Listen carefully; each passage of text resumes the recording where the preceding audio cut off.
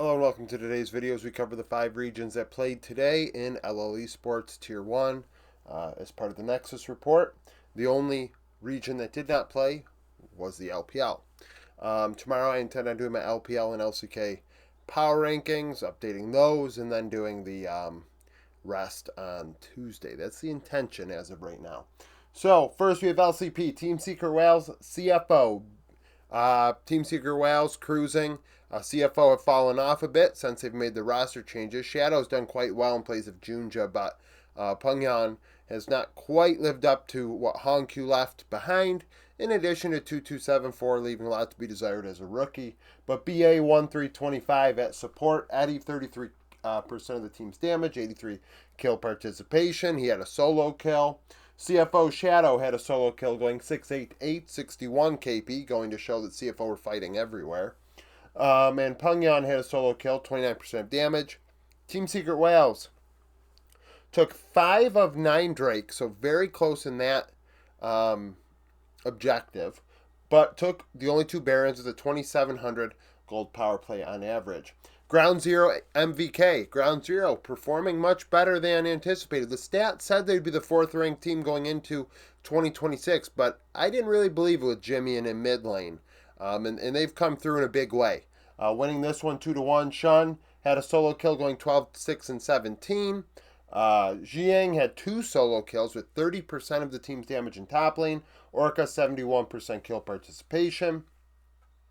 Shogun had a solo, went 15, 6, and 10 with 27% of Vikings damage. Elio, 67% kill participation. In terms of Drakes, Ground Zero took 9 of 16. Barons, they took 3 of 5. And for the power plays, the Vikings struggled a bit, averaging a 1,600 gold power play, where Ground Zero averaged over 3,500. So taking your objective, taking Baron in particular, and using that power play to your advantage to really expand on your gold lead and take objectives is huge. And we saw oftentimes, we'll talk about it on this board, on the other board actually, with CBLOL and LCS, a lot to be, a lot of gold left on the table, if you will, with poor macro post Baron. LCK, I thought Nongshim was going to win this. They got completely railroaded. DRX 1-3-0. It was not close at all. Willer 14-2-41. Jiwoo 2 solo kills, 27 kill participation. Andal even had a solo kill at support with 80 kill participation. Jiwoo had 27% of the team's damage. Nongshim Scout went 6, 16, and 11, 77 kill participation. He had 2 solo kills. Taeyun 29% of the team's damage. DRX took 11 of 13 Drakes and all 3 Barons, getting about 2,200 gold a Baron. Excuse me. Now LEC. Tough day. Tough day. A lot of people realizing what the tiebreaker situation was in Europe in this for fun makeshift tournament that was LEC versus 2026. Off rip, we're adding 2 Tier 2 teams into Tier 1.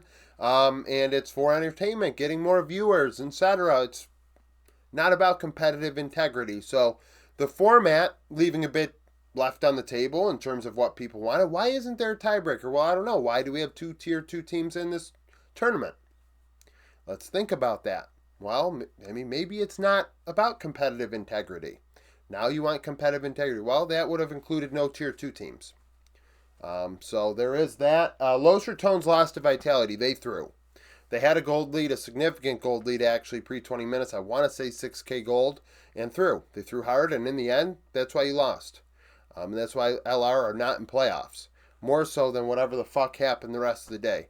In the end, you control your own destiny. The players know that. The coaching staff knows that. Cadril knows that. In the end, those are the people that matter. Those are the people that know.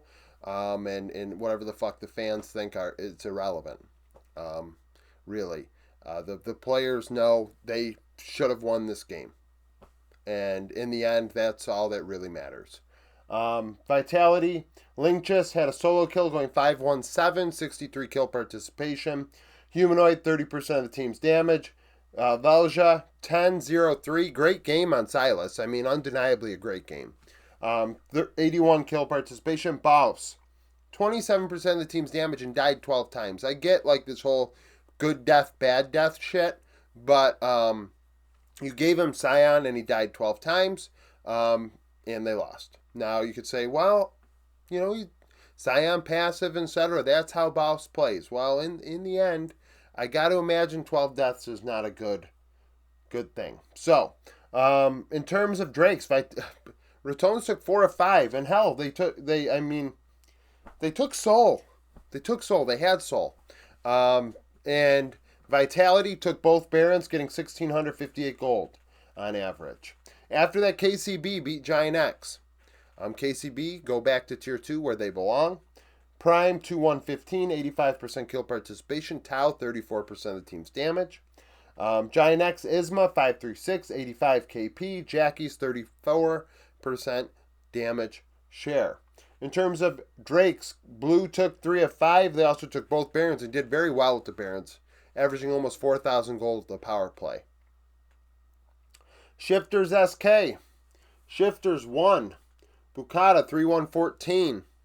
Poddock 44% of the team's damage. Poddock's going to keep getting better throughout the season. Shifters are a team to watch.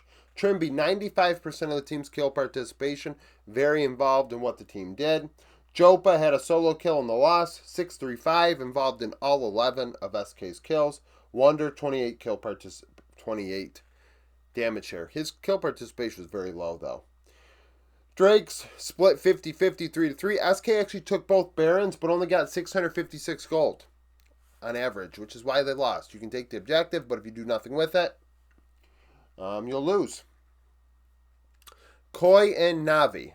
Koi win. Alvaro 209, 85 KP. Supa 35% of the team's damage. Maintner in top lane went 0-1-1 in the loss, but yet led the team in damage with 27%. Rylech had 100 KP. Drakes, Koi took 3 of 4. They also took the only Baron, and that Baron was very strong. 6,684 gold strong. KC Heretics. KC lost. They didn't have anything to play for. Scrimming on stage, whatever you want to say. Trying things out for playoffs. That is their prerogative. We've seen teams do it for many years. G2 historically was a team I often were like, hey, this is why they're good internationally, why they're good in playoffs, because they can take scrims and play extras on stage because they're so good that they do well in the regular season and then can test shit out when other teams have shit to play for and actually give them real true looks versus what they're putting on the Rift. Really, I mean, because in a scrim, the other team has nothing to play for. They may try out counters to what you're putting out there that you're not going to see on stage. But when you scrim on stage against a team that needs the win, now you end up in a situation where you're going to get a real look. So Heretics win. Saren 904, 30 KP is not the case. 30 damage share, 72 KP. Yike had a solo kill going 3-4-1, 31 damage share, was involved in all 4 kills. Drakes are split 50-50. Barons, Heretics took both, 2,100 gold on average. And also keep in mind, nobody went undefeated in LEC this season. In versus, because there's a lot of inconsistency here. It'd be different if like KC were 8-0, and I don't think they were. G2 Fnatic, G2 win. Broken Blade 207. Hansama 27 damage here, 95 KP. Fnatic had a solo kill. It was from upset. He went 2-1-1, 67 KP. Empros in top lane, a lot of damage, 37%. However, G2 will take all 4 Drakes and the only Baron and have a 7,700 gold power play on a Baron when they had like a 20-4 kill lead or something insane at the end of the game. That Baron was a big needle mover in terms of gold. So that's it for the first board. Now into the second. Okay, now for the Americas, essentially with Brazil and LCS. Got all these predictions wrong. Got all of them wrong. So I thought Faria were going to win. I thought it was best of 5s, which doesn't help things. But Red won 2-0. So FNB had a couple solo kills going 9-4-8. Kaze also had a couple solo kills, 29% of the team's damage share. Frosty, 79 KP. Furia, Jojo, 1-8-24, 75 KP. IU, 26% of the team's damage. Drakes, 8-3 for Red. They also took all 3 Barons, getting 3,200 gold a power play. Very dominant performance. Red were a team that I highlighted and considered, hey, down the stretch here, we'll see how this does, because they did very well in summer. We'll see if that was for real or not. And it looked like it was for real. It looked like it was for real. And Talker says that team cooking. Cooking for sure. Loud and Los. Zest did not show up. Zyno, player from VKS we talked about last year, deserving an opportunity in Tier 1, and he has performed at a high level. Had a solo kill going 10-4-22 as he was the best KDA in back-to-back performances for Loud. Bull, 33% of the team's damage. Redbird had a solo kill from support, 71 KP. Duda had a solo kill going 18-8-13. Team leading 33% of damage. Ackerman, 85 KP. Loud took 10 of 17 Drakes and 5 of 7 Barons. Now, the Baron power plays sucked. Los averaged a loss of about 1,500 gold. That's bad, obviously. And then Loud had 5 Barons themselves and only had 1,500 gold on average. It's one of the worst 7 Baron performances I've ever seen. Like, in terms of, like, on average, playing out your power plays, I mean, Penalty Kill did very well. Using NHL hockey, or just hockey references, like, the Penalty Kill did very well. How to play against a Baron power play? Well, these teams definitely knew how to stop the other one from doing jack shit with the power play. Dignitas and Shopify Rebellion. XU 6331, FBI 35 damage share, 89 KP in the 2-0 win. Seos died 10 times, but yet still the best KDA for Shopify. B-Voy 38 damage share, 73 KP. Dig took 7 of 8 Drakes and a Baron. Their Baron power play sucked, 389 gold. And that would continue against Team Liquid. In terms of Cloud9 FlyQuest, Cloud9 went 2-1. Blabber with the solo going 12-3 and 23, 73 KP. Sven, 31% of the team's damage. FlyQuest, Masu, 6-6-10. Quad, 26% of the team's damage. Cryogen had a solo on Senna.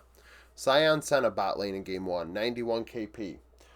In terms of Drakes, Cloud9 took 8 of 14 and 5 Barons, averaging a 28, nearly 2,900 gold power play. Might be the best team on this board.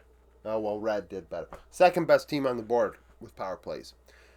Team Liquid Dignitas, truly a fight for 6th or 7th or whatever the fuck it was. 6th place. Very ugly, to put it mildly.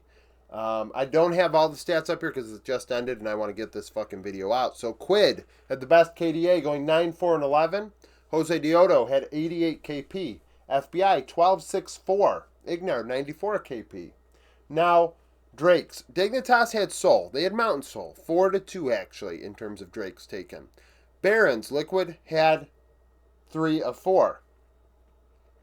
So Dignitas had a Baron, and they had negative 1,024 gold with it, which isn't the worst on the board. So, at least you're not the worst on the board. Then Team Liquid, with their 3 Barons, averaged only 559 gold. Just, I don't know what it is. I don't know if these teams just got to kind of, these coaching staffs have to look and like, hey, what's the game state when we're taking Baron, and why aren't we doing, what's happening here? Why can't we take advantage of our power play and our buff in a solid fashion? I understand some are stolen, some are, a team fight ensues right then after. It's a complete chaotic mess. You take Baron in the middle of a team fight. It's just like, you kept, most of these cases, you still have the Baron after, and you should really know what you're doing if you have 1 person buffed, 2 people buffed still, and how to play it out. Or, like I said, maybe all these teams are doing so well on the penalty kill, they know, oh shit, these are the guys with the buff, so just neutralize them, and this team's not doing jack shit. I mean, I don't know. Just power plays were pretty piss poor in the Americas today. So, thank you for watching. If you like the video, like it. Subscribe to the channel for daily League of Legends content. Follow me on Twitter, join the Discord, become a YouTube supporter, and hope to see you again tomorrow.